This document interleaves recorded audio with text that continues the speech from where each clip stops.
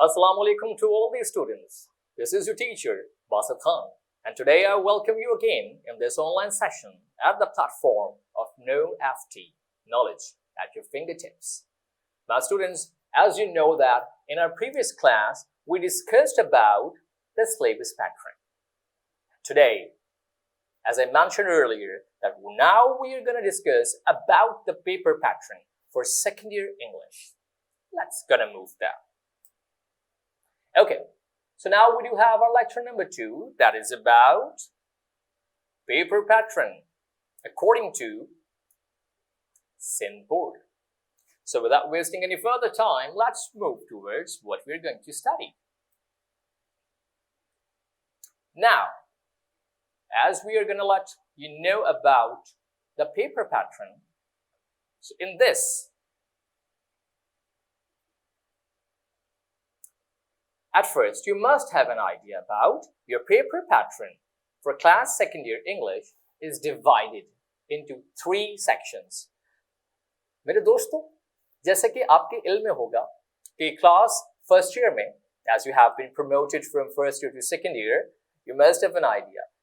In your first year class, you have had your paper pattern that was divided in 3 sections. And in second year, the pattern is as same as it was in first year. Second year के अंदर जो आपका paper pattern होगा, वो भी first year की तरह बिल्कुल same होगा, कोई ऐसा changes नहीं. तो इस हवाले से बिल्कुल relax हो जाइए. लेकिन ये जान लीजिए कि किस किस तरह की चीजें आएंगी, किस किस तरह के सवालात आएंगे. आइए देखते हैं. The paper pattern is divided into 3 sections as I mentioned earlier. The first one, section A, that is of 20 marks. Then we have section B, that is based on 50 marks. A high scoring section, I must say that. And then we have section C, that is of 30 marks. तो अगर amalgamated style में हम देखते हैं तो ये तीनों sections मिलाकर हो गए 100 marks, यानी 100 marks का आपका पेपर है. 20 marks section A के, 50 marks section B और 30 marks section C के. अब मैं आपको डिटेल में समझाता हूं कि किस सेक्शन में किस किस तरह की चीजें आ सकती हैं. जी, at first you can see on your screen we have our section A, and that is an objective section. In this section you will be given multiple choice questions. यानी इस सेक्शन में आपके पास MCQs आएंगे, यानी multiple choice questions, जो कि 20 marks के होंगे. ठीक, फॉर एग्जाम्पल किस तरह के MCQs आ सकते हैं देखते हैं. जी, तो आपकी आसानी के लिए, आपको समझाने के लिए कि सेकंड ईयर के अंदर जो MCQs आएंगे वो किस तरह के आएंगे, मैंने एक एग्जाम्पल कोड की है. आइए देखते हैं.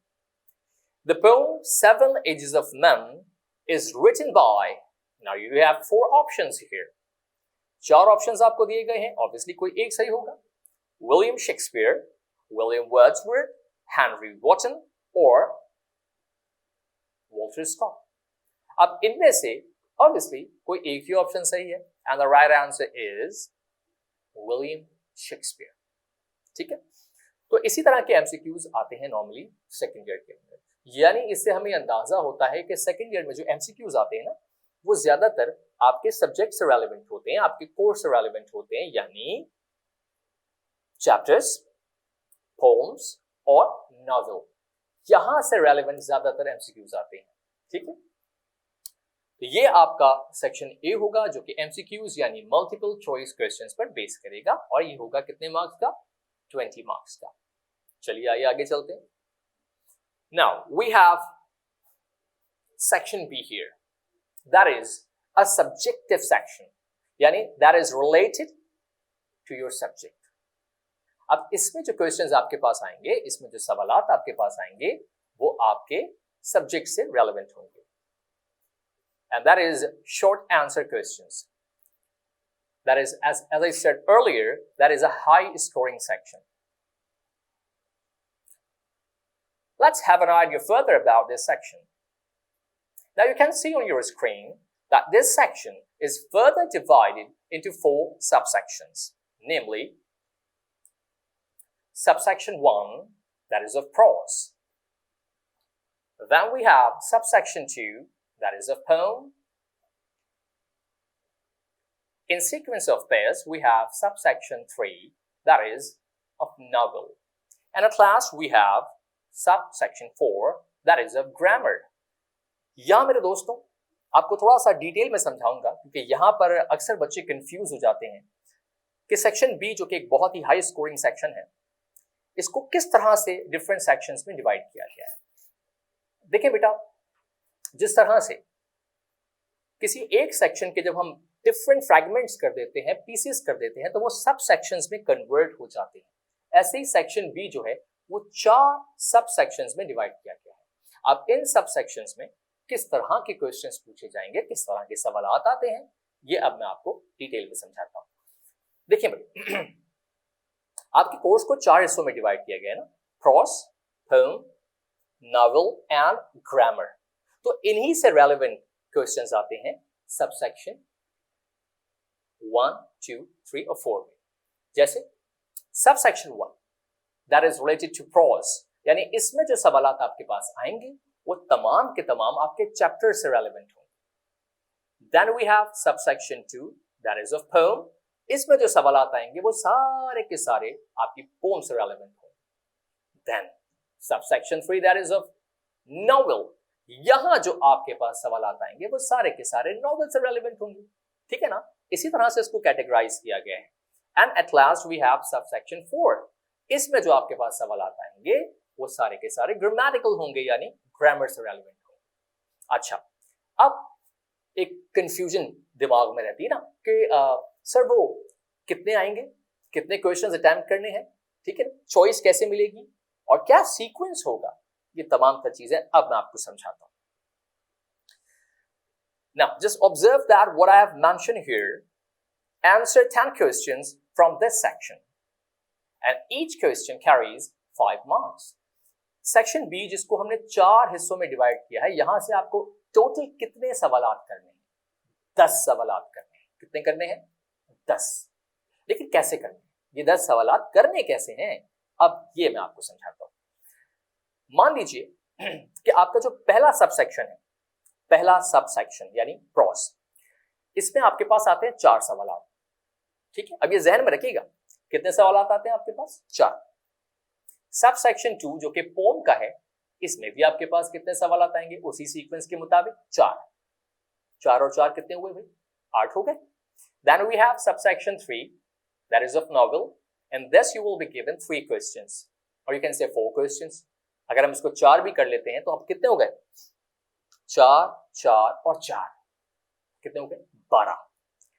और आखिर में जो आपका ग्रामेटिकल पोर्शन है, यानी ग्रामर का जो सबसेक्शन है, यहां आपके पास आएंगे 3 सवाल। जरा टोटल कीजिएगा, कितने हो गए? 4, 4, 4 और 3 कितने हो गए? 15। तो आपके पास टोटल 15 सवाल आ गए। अब आपने कितने करने? आपने करने हैं 10। अब बहुत सारे बच्चे सोच रहे होंगे भाई 15 सवाल आएंगे, 15 सवाल आएंगे हमारे पास और हमने 10 अटेम्प्ट करने, तो कर लेंगे बड़ी आसानी से। 4 हम प्रोस से कर लेंगे, 4 हम पोम से कर लेंगे, और 2 रह गए, 2 हम नॉवल से कर लेंगे। ऐसा नहीं होगा, ये याद रखिएगा, ऐसा नहीं करना।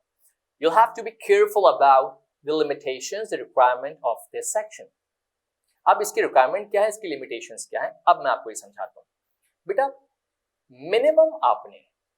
मिनिमम आपने किसी भी सबसेक्शन से 2 सवालात अटेम्प्ट करने, मिनिमम, और मैक्सिमम 3। मिनिमम आपने किसी भी सबसेक्शन से 2 सवालात अटेम्प्ट करने और मैक्सिमम 3। फॉर एग्जाम्पल, एक पूरा सिनेरियो आपके सामने क्लियर करता हूं ताकि आपको आइडिया हो जाए कि किस तरह से आपने अटेम्प्ट करना है। मान लीजिए मैं बीइंग अ स्टूडेंट, सबसेक्शन 1 जो कि प्रोस का है, जहां चैप्टर से रेलेवेंट क्वेश्चंस आएंगे, मैंने वहां से 3 सवालात कर लिए। ये मैक्सिमम लिमिट है 3, ठीक। यहां से मैंने 3 सवालात कर लिए। सबसेक्शन 2 जो कि पोम का है, मैंने यहां से भी 3 कर लिए। 3 + 3, now I have attempted 6 questions, ठीक। अब कितने रह गए? 4 questions are left to be attempted. ठीक है, 4 सवाल रहेगा, 6 मैं कर चुका। अब मैंने क्या किया, सब सेक्शन 3 जो कि नॉवल का है, मैंने यहां से किए 2 सवाल आ गए, मिनिमम तो 2 करने, तो मैंने 2 कर लिए। कितने हो गए मेरे, 8 सवाल मैंने कर लिए।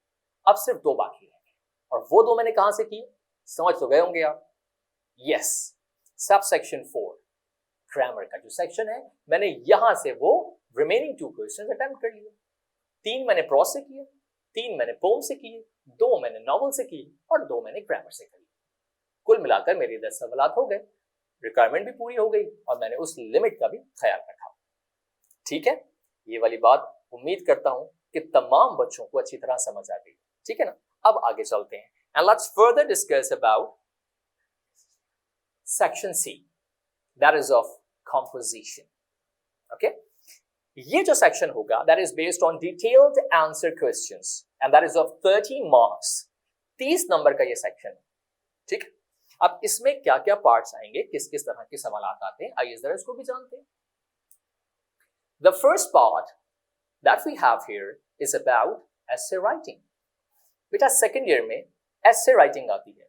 फर्स्ट ईयर में आपको याद होगा that you might have attempted paragraph writing, but in second year you will be given essay writing. अच्छा, essay का फॉर्मेट क्या होता है, how we have to start that essay, how we have to make that one, how we have to end it, ये तमाम तर चीजें मैं आपको अपने अगले लेक्चर में बताऊंगा। अभी फिलहाल ये जहन में रखिएगा कि पहला पार्ट जो है that is about essay writing. Okay, यहां पर ये भी क्लियर कर दूं कि you will be given a choice here.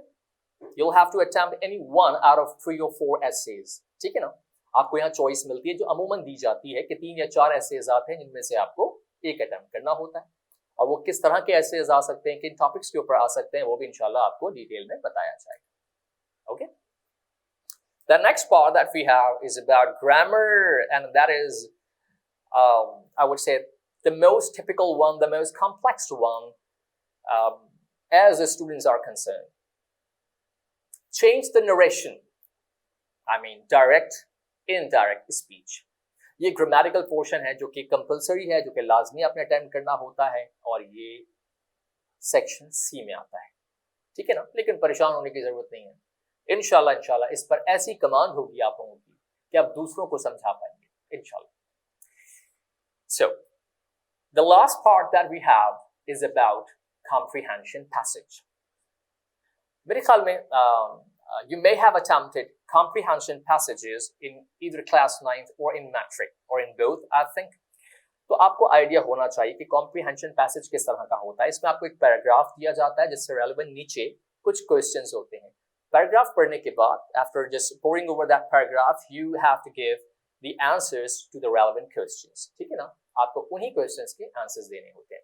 अच्छा, ये 3 पार्ट्स हैं जो कि सेक्शन सी में डिवाइड किए गए। Okay, now, so what I've mentioned here, attempt all from this section. यानी आपने इन तीनों को अटेम्प्ट करना है, इन तीनों में कोई चॉइस आपको नहीं मिलेगी, हर पार्ट के अंदर चॉइस मिल सकती है। फॉर एग्जाम्पल, अगर आप ऐसे अटेम्प्ट कर रहे हैं तो आपको ऐसे के अंदर चॉइस मिल जाएगी, that right essay on any one of the following topics. आपको इसके अंदर तो चॉइस मिल जाएगी कि 4 या 3 आपको essays मिलेंगे जिनमें से एक आपने अटेम्प्ट करना होगा, लेकिन ये जो 3 पार्ट्स हैं, essay, narration, I mean direct, indirect speech and comprehension passage, इसके अंदर कोई चॉइस नहीं है, ये तीनों सवाल आपने अटेम्प्ट करने, and all questions carry equal marks, यानी ये तीनों 10-10 नंबर के। ठीक है ना, तो मेरे बच्चों ये था आज का lecture, and I hope that it will all have been cleared into your mind. Inshallah, we will meet with the next topic in the next class. Till then, take care of yourself.